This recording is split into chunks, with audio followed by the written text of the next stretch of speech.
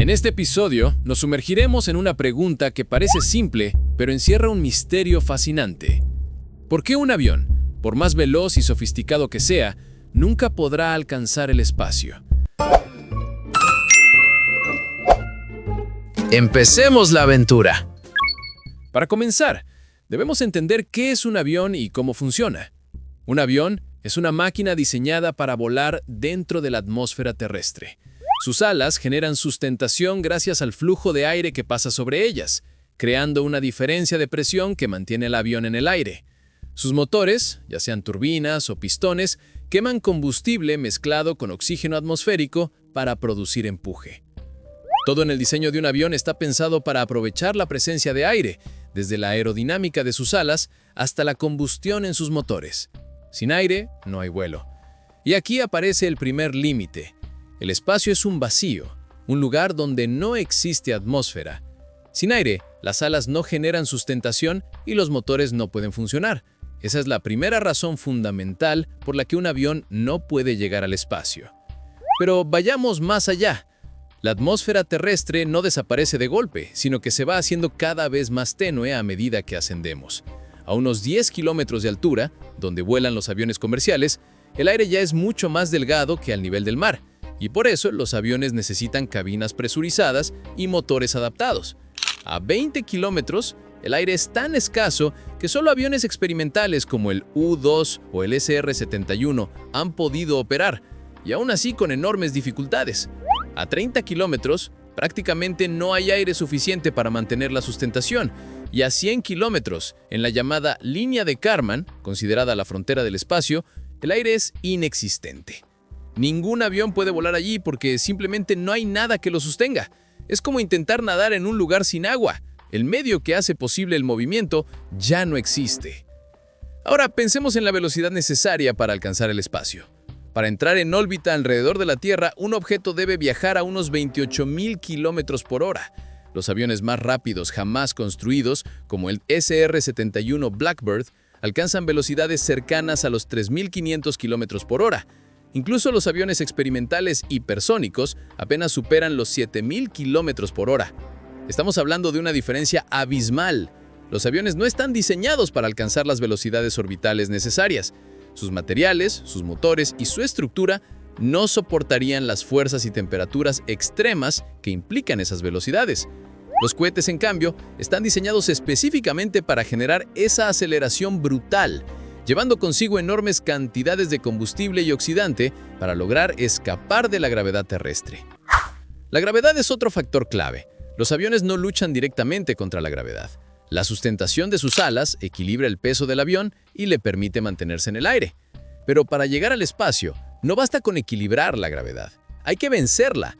Los cohetes lo hacen generando un empuje que supera el peso del vehículo, impulsándolo hacia arriba hasta que alcanza la velocidad necesaria para mantenerse en órbita. Los aviones nunca fueron diseñados para eso. Su propósito es desplazarse dentro de la atmósfera, no escapar de ella. Por eso, aunque puedan ascender hasta cierto punto, siempre estarán limitados por la necesidad de aire y por la incapacidad de alcanzar la velocidad orbital. La historia de la aviación y la exploración espacial también nos muestra esta diferencia. Los aviones han sido perfeccionados para transportar personas y mercancías de manera eficiente dentro de la Tierra. Los cohetes, en cambio, nacieron de la necesidad de superar la atmósfera y llegar más allá. Desde los primeros experimentos de Konstantin Tsiolkovsky y Robert Goddard hasta los lanzamientos del programa Apolo, los cohetes han demostrado que la única manera de alcanzar el espacio es llevar consigo todo lo necesario: combustible, oxidante y una estructura capaz de soportar el vacío y las temperaturas extremas. Los aviones nunca han tenido esa capacidad porque su diseño está ligado inseparablemente al aire que lo rodea. Otro aspecto importante es la resistencia estructural. Los aviones están construidos para soportar las presiones y temperaturas de la atmósfera. A medida que ascienden, la presión disminuye y las temperaturas cambian, pero siempre dentro de un rango que sus materiales pueden tolerar. En el espacio, las condiciones son radicalmente diferentes. Vacío absoluto, radiación intensa, temperaturas que oscilan entre cientos de grados bajo cero y cientos de grados sobre cero dependiendo de la exposición al sol. Los aviones no están preparados para eso. Sus fuselajes se deformarían, sus sistemas fallarían y sus motores se apagarían. Los cohetes y las naves espaciales, en cambio, están diseñados específicamente para resistir esas condiciones extremas.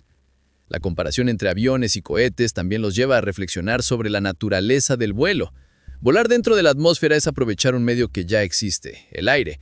Escapar al espacio es crear un medio propio, llevar el combustible y el oxidante necesarios para generar empuje en el vacío. Es una diferencia filosófica además de técnica. Los aviones son máquinas que dependen del entorno. Los cohetes son máquinas que crean su propio entorno. Esa es la razón por la que uno puede cruzar continentes y el otro puede cruzar fronteras planetarias.